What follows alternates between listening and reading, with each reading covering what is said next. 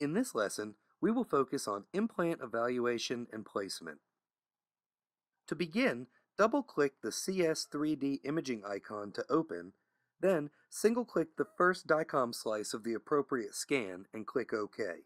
This will open the patient's CBCT scan. Once open, we must move to the Curve Slicing tab to use the implant module. Once you move to Curve Slicing, you will need to be sure that a panoramic curve has been drawn. To draw a panoramic curve, or if your software has automatically created a panoramic curve and you wish to redraw it, simply click the Arch Curve tool. Use the slider bar beneath the axial view to move the slicing up or down.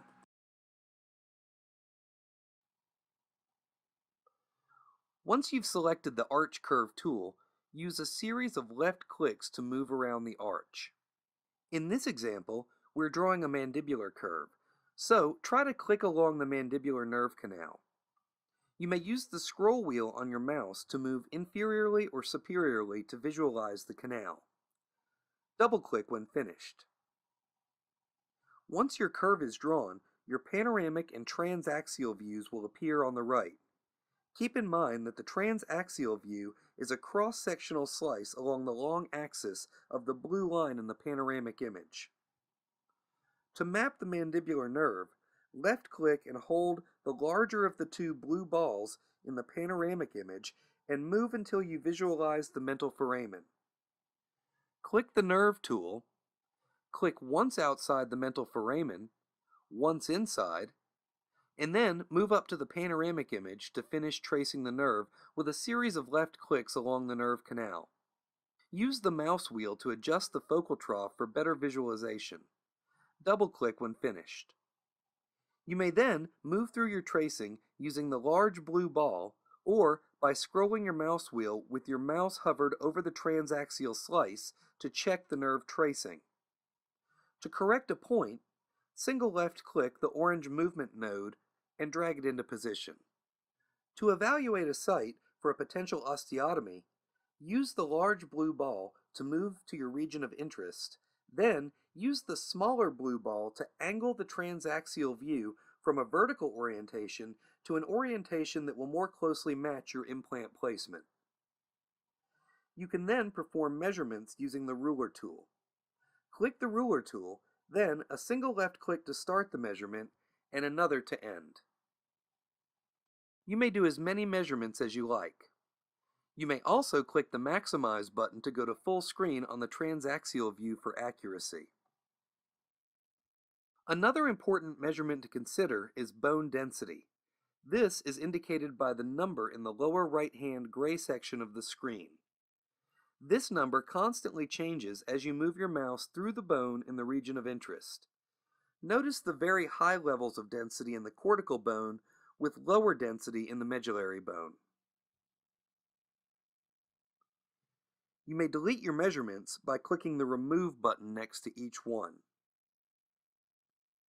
To place an implant, click the Implant Placement tool. This will open the implant library. Each implant in the library shows a description of the implant as well as the dimensions. Scroll through the implant library until you find the fixture you would like to place. Single-click to highlight the implant and then click OK. The implant will be placed into your cross-sectional view. You will see the body of the implant as well as a yellow cone for restorative projection. For manipulation of the implant, there are 3 movement handles. The one in the middle is for bodily movement. Left-click and hold to move the implant into position.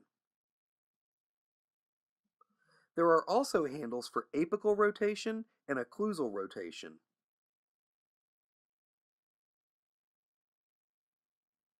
You may also use the measurement tool for appropriate measurements. Once you are happy with your initial positioning, you can click Minimize to come back out of full screen. To visualize buccal lingual positioning, you may maximize the axial slicing, then use the yellow movement handle to move inferiorly and superiorly through the fixture. You can also bring the 3D rendering up to full screen, scroll the mouse to zoom, Left-click and hold to rotate, and then, under 3D adjustments, adjust the opacity to show your patient your proposed placement in bone and the relationship to the nerve. You are now prepared to use CS3D imaging basic implant functionality. Please also see our next lesson, which covers advanced features and implant library setup. Please take note of the system requirements for best software performance.